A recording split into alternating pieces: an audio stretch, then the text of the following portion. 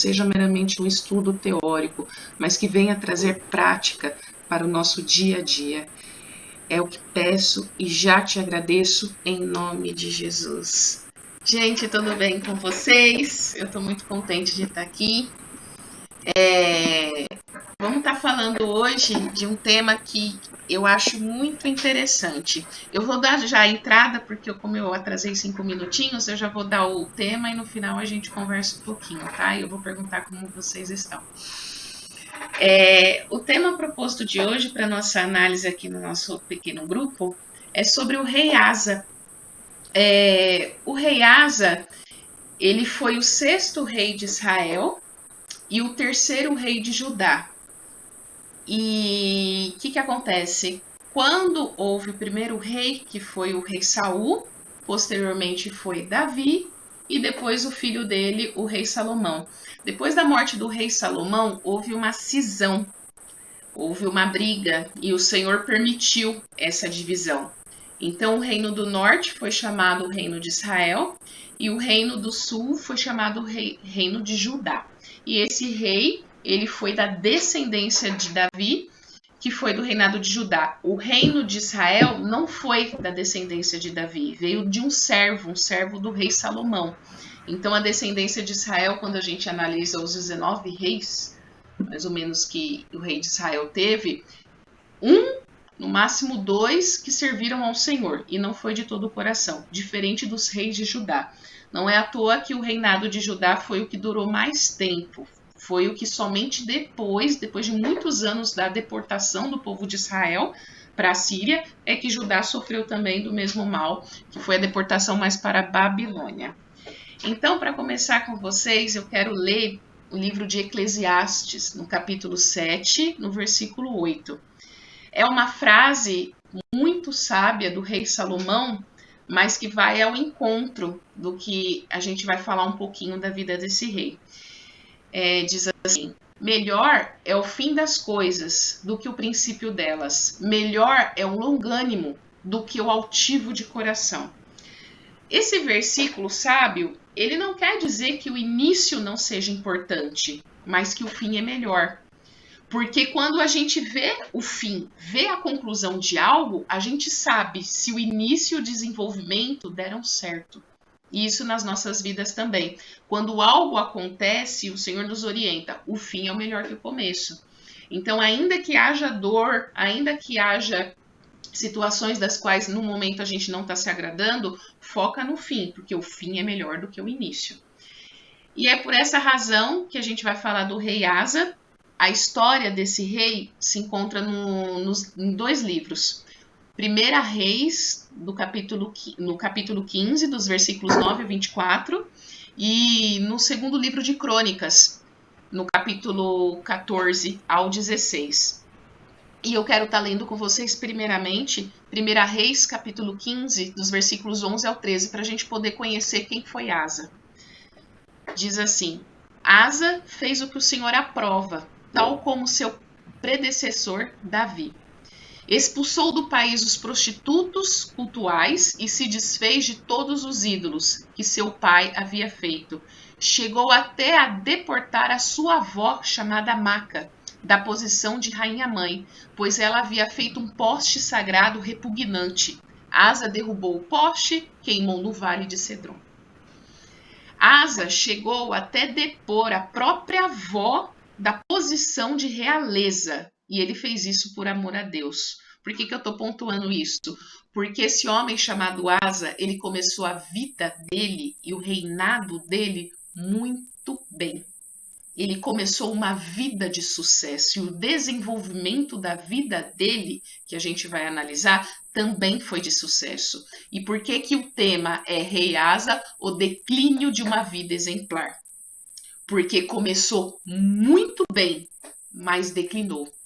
E hoje, não somente a história desse rei chamado Asa, mas a história também de todos os reis, que é uma das partes que eu confesso que eu mais gosto da Bíblia, são muito boas, porque cada vida de cada rei nos traz um aprendizado.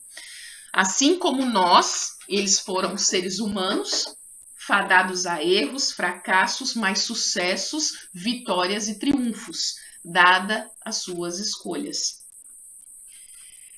Primeiramente, vamos falar que o resultado do sucesso da escolha de Asa culminou em muitas realizações. A palavra de Deus diz que por amor a Davi e a sua aliança com o povo judaico, o pai de Asa, chamado Abias, foi dado de presente um homem para ser o seu sucessor. E o presente que Deus deu por amor à fidelidade de Davi foi Asa. Abias, que era o pai de Asa, ele não serviu ao Senhor de todo o coração.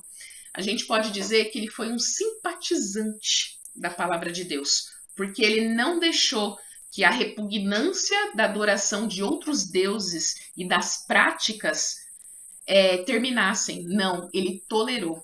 Diferente de Asa. Asa, ele destruiu tudo, inclusive destituindo a própria avó do poço de rainha. E por isso, continuando, nos versículos 3 e 4 do capítulo 15, diz que o pai de Asa, ele cometeu todos os pecados. Todos os pecados que estavam no coração dos reis de Israel, Abias cometeu, diferente de Asa. Só que o reino de Judá, por conta da decisão do rei Asa, ele ficou em paz por 10 anos. E isso a gente encontra de forma mais explícita no livro de Crônicas. Por que eu estou falando sempre Crônicas e depois eu falo o livro de Reis? Por conta que as duas histórias, elas são tratadas no mesmo período, na mesma situação, com os mesmos personagens, mas cada livro nos traz detalhes um pouco diferenciados, mais importantes. E nessa parte do livro de Crônicas diz assim, que Asa aproveitou o período de paz que Deus concedeu, porque ele sabia, ele tinha intimidade com Deus. Ele sabia que aquele período de paz foi dado em virtude da escolha dele. E a Bíblia fala que ele aproveitou e fortificou as cidades de Judá. Ele aproveitou para fazer reforma, ele aproveitou para ajudar o povo a crescer, ele aproveitou para desenvolver aquele país. Quando o tempo da luta chegou, na vida de Asa, o Senhor concedeu-lhe, além de vitórias, riquezas. Depois do período de 10 anos, a luta chegou. Porque ninguém fica em paz durante toda a vida, nessa nossa vida. Mesmo isso nos traz um ensinamento. Mesmo nós servindo a Deus, obedecendo, sendo obediente, a luta vem. E isso aconteceu no reinado de Asa. Ele continuou fiel a Deus, ele continuou com intimidade com Deus, ele aproveitou o período da bonança que Deus deu para ele, que a Bíblia deixa bem claro que foram 10 anos, só que o período da luta chegou. E quando esse período da luta chegou, primeiramente, Asa foi exemplar. Ele buscou o Senhor de todo o coração. Eu estou dando um resumo, gente, da vida de Asa para poder chegar no ponto onde eu quero do nosso presente estudo. Eu não vou conseguir ler todos os versículos, por isso que eu passei para vocês e eu repito aonde está a passagem desse rei. Eu peço para que, se vocês puderem, ler cada detalhezinho da vida dele, para vocês entenderem por que era uma vida exemplar e por que a história, no final, ela é muito triste. Deixa eu só abrir a porta aqui, que a minha gatinha não para de miar. E por que a história dele se torna tão triste? A Bíblia fala que os etíopes invadiram o reino de Judá, mas o Senhor concedeu-lhe vitória.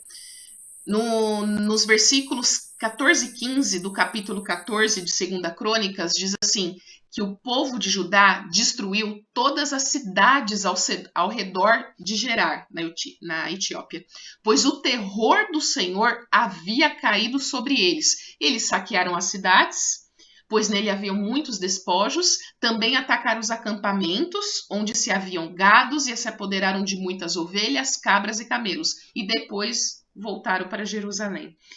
Eu li esse versículo para dizer que, quando o período da luta chegou na vida de Asa e no povo de Judá, houve luta, houve perseguição, só que Deus deu vitória, deu riqueza, e os despojos dos inimigos foi para o povo de Israel. Por quê? Asa foi fiel a Deus. Só que o que acontece? Na vida do ser humano, como acontece nas nossas vidas, temos momentos de fraqueza. Temos momentos de luta, temos momentos que nós abaixamos a guarda. E não foi diferente na vida desse rei. Ele chegou um momento que ele abaixou a guarda. Depois de um período de tempo, a luta voltou novamente. Ele já estava com uma certa idade, mas não estava idoso. E o medo se apoderou de Asa. A Bíblia não fala por que o medo chegou na vida de Asa. A Bíblia não fala isso. Mas a Bíblia deixa bem claro, em 2 Crônicas, no capítulo 15, dos versículos 1 a 2, que o Espírito de Deus veio a Azarias, filho de Obed, e ele confrontou Asa. Asa ficou com muito medo, porque o rei de Israel, até então, decidiu invadir o reinado de Judá. Asa não clamou ao Senhor. Ao contrário, ele de antemão já foi na Síria, pegou todos os tesouros do templo de Deus, ou seja, o dinheiro nem era dele, pegou todo o dinheiro do palácio real e pagou um exército mercenário, o exército de Ben-Hadad, que é o do reinado da Síria. Ele fez isso, o reinado da Síria traiu o povo de Israel e se aliou a Judá, por isso que é um exército mercenário. E a Bíblia fala que, de fato, o rei Asa teve vitória. Só que o vidente, que eu já esqueci o nome, Azarias, filho de Obed, foi confrontá-lo. Ele encontrou-se com Asa e disse para Asa e todo o povo de Judá: o Senhor está com vocês quando vocês estão com ele. Se o buscarem, eles deixarão encontrar. Mas se o abandonarem, de fato, ele o abandonará. E nisso, o vidente continuou e falou para Asa: por você ter pedido ajuda para o rei da Síria e não ao Senhor, o seu Deus, o exército da Síria escapou de suas mãos. Por acaso os etíopes e os líbios não eram um exército poderoso? Por que o vidente lembrou? Porque Deus deu a vitória para Asa lá atrás. Como uma grande multidão de carros e cavalos, contudo, quando você me pediu ajuda, eu entreguei em suas mãos. Gente, quando a gente recebe uma repreensão do Senhor, e atire a primeira pedra, né? A famosa atire a primeira pedra, quem nunca recebeu uma bronca de Deus? A bronca de Deus, ela vem de diversas formas, ou por luta, e a gente sabe por que a gente está passando por tal situação. Ai, meu Deus, está tão difícil, é consequência. É uma repreensão da parte do Senhor, e Ele disciplina e corrige aquele que ama. Ou é um servo de Deus nos informando, ou é a própria palavra dada no púlpito. Deus, ele nunca nos deixa enganados. E quando a gente recebe a repreensão do Senhor, a gente tem que aceitar, se consertar e seguir a vida. Que lá na frente Deus nos garante a vitória. Ele vai moldar esse vaso, que somos nós, vai mudar o nosso caráter, vai reformar, vai doer, mas Deus nos garante a vitória, porque Ele nos ama. Só que a Bíblia diz que Asa não gostou da repreensão. Asa ficou muito bravo. E naquele momento que Asa ficou bravo, ele desistiu de obedecer ao Senhor. E o declínio da vida dele estava escancarado. A Bíblia fala que o vidente chegou para o rei Asa e disse: você cometeu uma loucura. De agora em diante, você vai enfrentar guerras. Olha a consequência para o rei Asa. A Bíblia diz que Asa irritou-se tanto contra essa profecia, tanto contra essa repreensão dada por Deus, que ele ficou indignado e mandou prender o vidente, que seria o profeta. Algumas traduções traz profeta e vidente. E nessa época, Asa oprimiu brutalmente o povo de Judá. Até o caráter de Asa foi deturpado em virtude da má escolha dele. Porque não foi de um dia para a noite isso. Ele começou muito bem e foi crescendo. Na medida que ele decidiu afastado de Deus e deixou primeiramente o medo pegar ele, deixou primeiramente a ganância pegar ele, preferindo o exército mercenário do que clamar a Deus, ali ele foi perdendo. E mesmo Deus dando a chance para ele de se consertar, ele ainda se indignou. Quando o homem se afasta de Deus, e quando eu falo homem, estou falando homem, mulher, estou falando ser humano, o caráter ele é deturpado. Nós não somos bons por nós mesmos, não. Se somos bons, se encontramos bondade em nós, é por aquele que nos enviou. porque ele sim reforma nosso caráter, ele sim nos ajuda quando erramos, ele sim nos protege num dia mal, quando a gente está com medo, ele nos protege. Mas Asa tomou uma decisão. E por fim, para finalizar, o triste fim de Asa, rei de Judá. No 39º ano do seu reinado, Asa reinou 41 anos. Isso aconteceu no final do reinado dele. Quando ele levantou-se e foi buscar o exército mercenário, ele estava entre o 37º ano e o 38º. Veja, ele reinou 41 anos. Foi no final do reinado que ele tomou as piores decisões. Ele estava durante quase 40 anos fazendo tudo certo, tendo vitória, tendo resposta de Deus, conduzindo o povo muito bem. Num dado momento da vida dele, ele decide abandonar Deus. E esse abandono, gente, é muito sutil. Não é de repente, é um conta-gota, né? E a pergunta que eu faço para mim e para vocês é: será que o nosso conta-gota está saindo por onde a gente não está vigiando? Porque a gotinha ela vai saindo e ela culmina nisso que culminou. Com medo de Asa, em vez de ele clamar, ele sempre clamou a Deus, Deus sempre deu a resposta. Por que ele cometeu um ato de loucura? Contratando um exército mercenário. Obviamente, por ser rei, ele recebeu conselhos.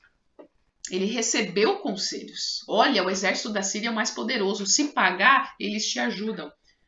O problema tá que ele em nenhum momento ele consultou a Deus. Ele já foi no ato de desespero. Isso custou o reinado inteiro dele.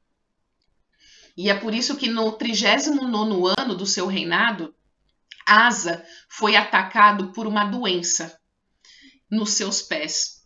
Não sei dizer pela tradução bíblica que doença era essa, mas com certeza era uma doença evidente, incômoda, que culminou com a morte dele, que logo depois ele foi recolhido por seus antepassados. Poderíamos conjecturar, falando câncer que já tinha naquela época, ou qualquer outra coisa que causasse algum problema na mobilidade dele. A Bíblia não deixa explícita, só deixa que é uma enfermidade nos pés, mas isso veio depois da desobediência. Não são todas as enfermidades que vêm em virtude da desobediência, mas no caso de Asa está explícito que isso culminou por conta da desobediência.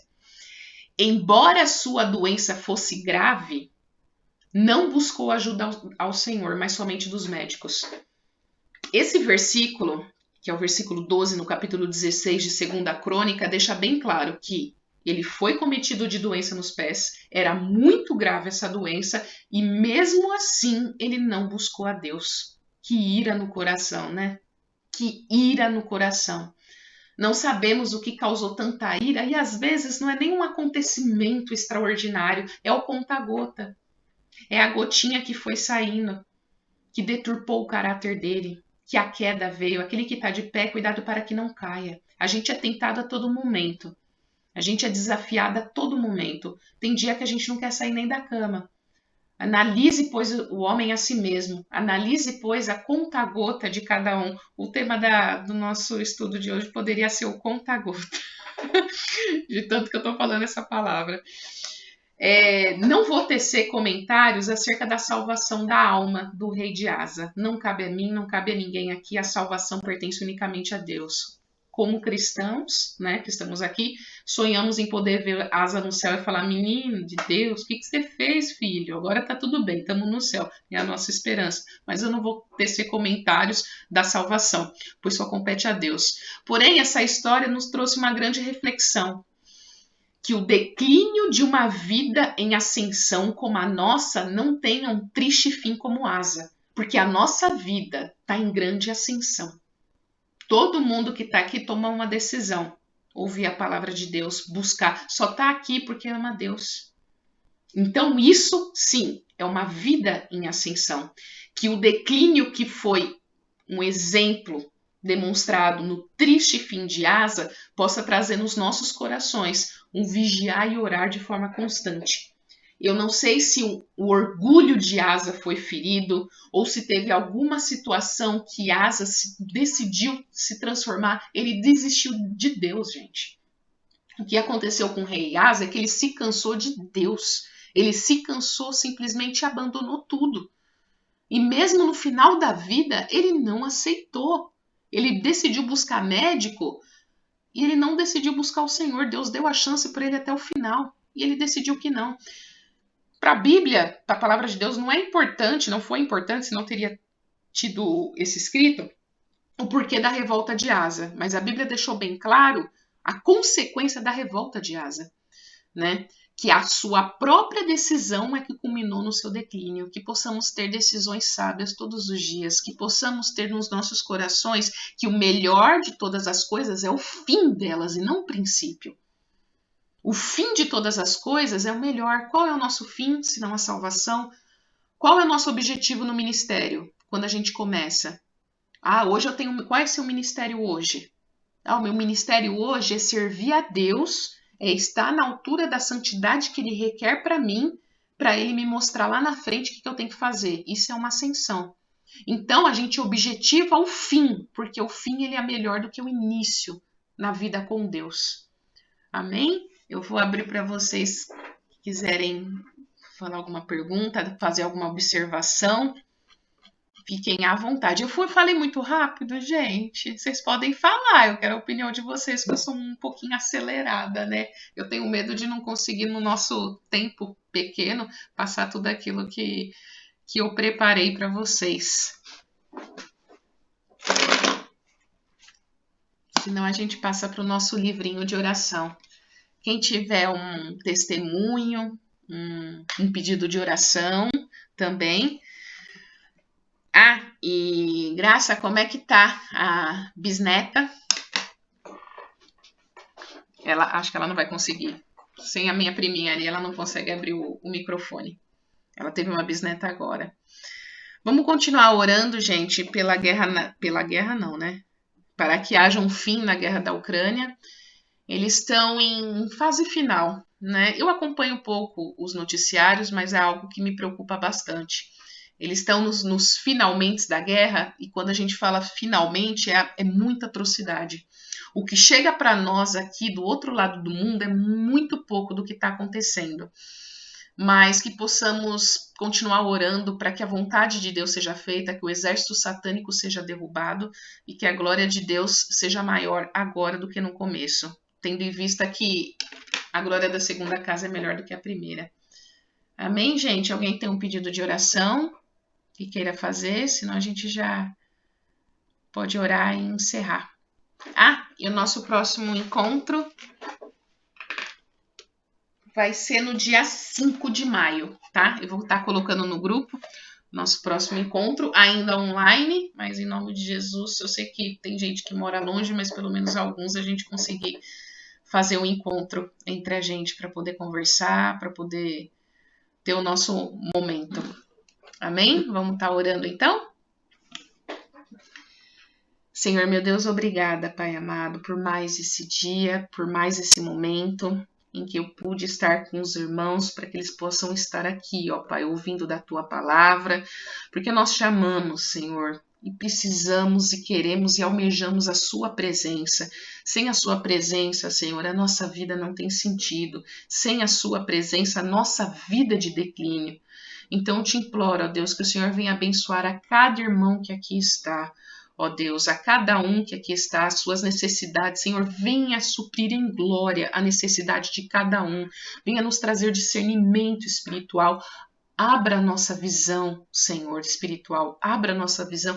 Nos ajude, ó Pai, a podermos enxergar aquilo que pode ser conta-gota nas nossas vidas. Aquilo que vem, ó Deus, minar as nossas energias, tirar a Tua presença, nos afastar de Ti. Senhor, nos ajuda para que possamos detectar isso tão logo, ó Pai, para que nenhum ego, nenhum orgulho, nenhum mal venha se apoderar do nosso coração, para que ainda que possamos errar por nosso descuido, o Senhor venha nos perdoar, ó Deus, o Senhor venha nos dar força para que possamos continuar caminhando, ó Pai, caminhando pela porta estreita, para podermos cada um aqui chegar na cidade santa pelas portas. Nos ajuda, Senhor, para que possamos ter uma vida em ascensão em Ti, debaixo das Tuas mãos, segundo a Tua inteira vontade. Nos ajuda, Pai amado, abençoa cada um, venha nos livrar de todo mal, ó Pai, e nos ajuda para que no dia 5, ó Pai, nós possamos estar aqui